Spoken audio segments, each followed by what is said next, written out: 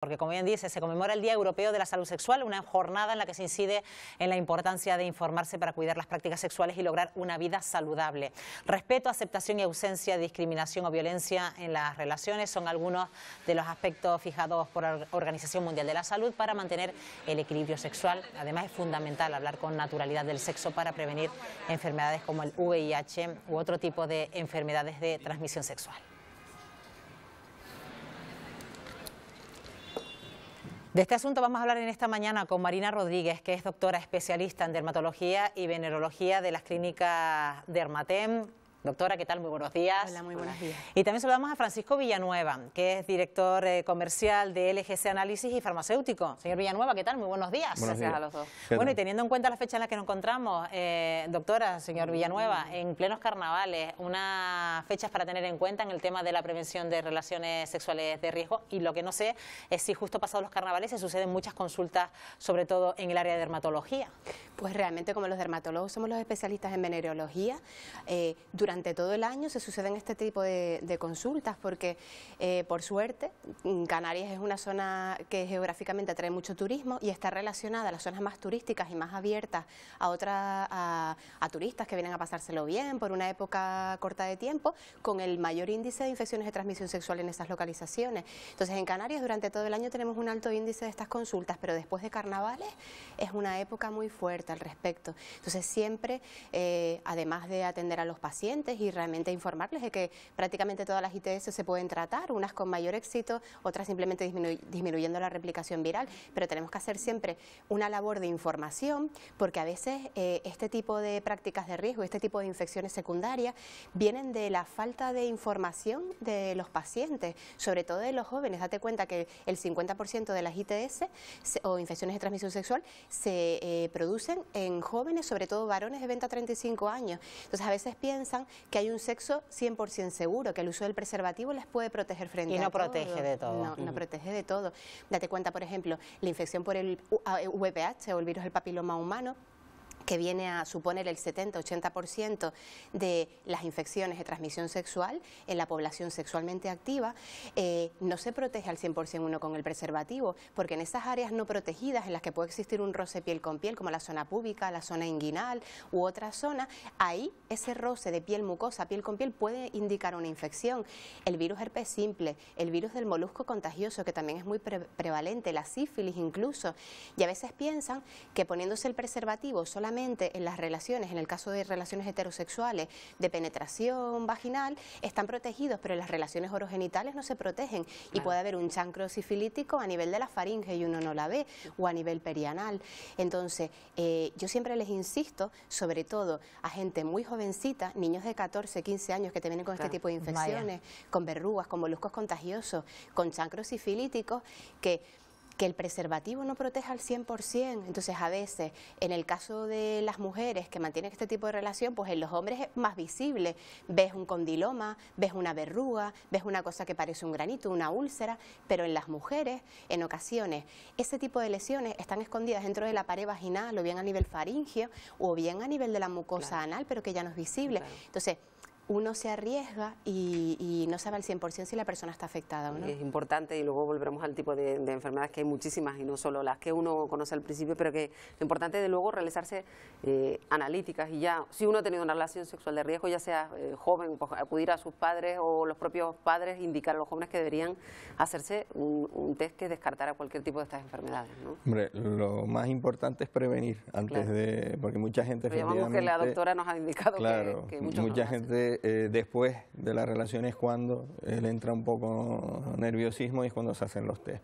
Pero evidentemente, si tiene cualquier duda, un test que se hace en los laboratorios para cualquiera de estos tipos de enfermedades es fundamental, sobre todo para saber que no tiene nada y segundo para no transmitir la enfermedad a otras personas, ¿no? No, claro, está claro que en determinado momento estamos viendo que la gente está informada de los riesgos que se corren a la hora de someterse a relaciones de sexo peligrosas, y en este caso vemos cómo luego acuden a hacerse una analítica. ¿Por qué no se pone primero esos medios en prevención? ¿Qué ocurre? ¿Cuánto influye también, doctora, el hecho de estar bajo los efectos del alcohol, de las drogas, de ciertos medicamentos? Claro, las infecciones de transmisión sexual, hay varios factores factores que se relacionan con ellos. Entonces la promiscuidad sexual está muy relacionada.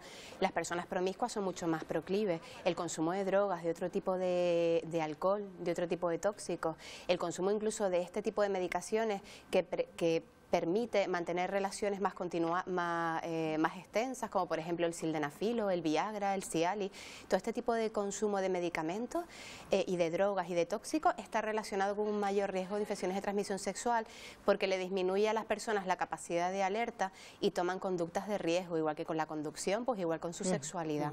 Y quizá lo que estamos comprobando, y ya lo hemos hablado en otras charlas al respecto, es que se han ido relajando un tanto con esto de que el VIH dejado de ser mortal, se han relajado un tanto la costumbre de prevenir.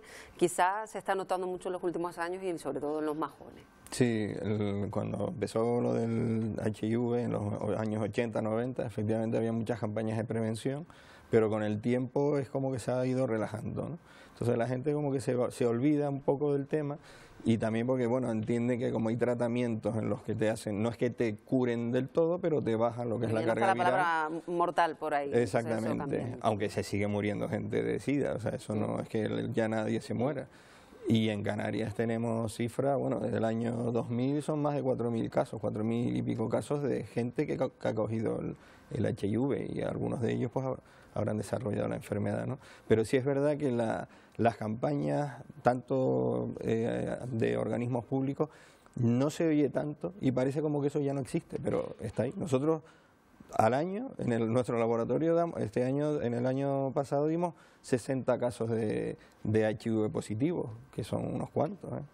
Hablamos de infección de transmisión sexual que en algunos casos son asintomáticas, doctora. Cuando acuden a la consulta muchas veces se acude demasiado tarde, o mucha gente espera todavía hay ciertos reparos a la hora de acudir a la consulta al dermatólogo y reconocer que ha mantenido relaciones sexuales de riesgo. Normalmente las personas en ocasiones las vemos con las infecciones de transmisión sexual y ni siquiera admiten que existe una práctica sexual de riesgo.